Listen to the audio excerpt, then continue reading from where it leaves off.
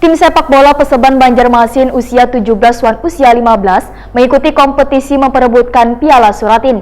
Perseban U17 tahun yang masuk dalam grup C bertanding di Kota Malang, Jawa Timur. Sementara untuk Perseban U15 bertanding di Kota Magelang, Jawa Tengah.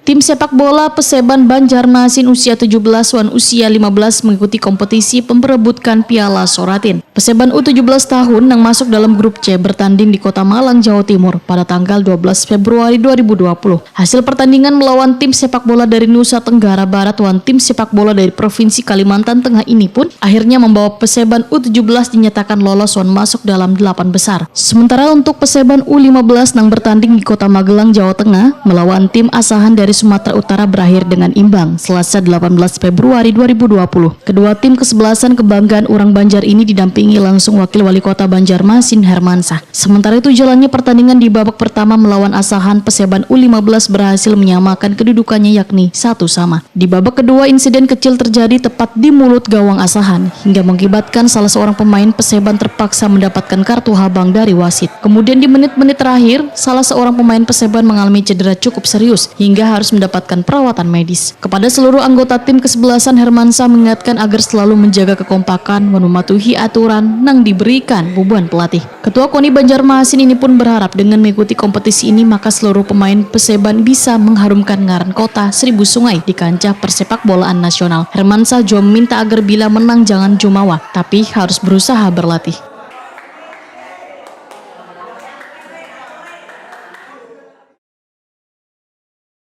Mempersiapkan nanti karena ini awal bukan akhir. Kalau akhir ya bisa aja menangis semua, tapi ini kan awal kita bagaimana Perseban yang di pundak semuanya ini adalah kedepannya.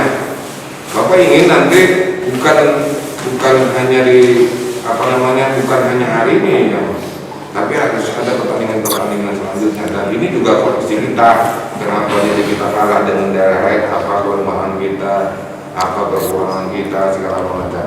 Tapi yang paling penting adalah mental. Bapak berapa kali waktu kita pertemuan di rumah Bapak kemarin kan, Bapak saya minta nih mental harus dianukan semua.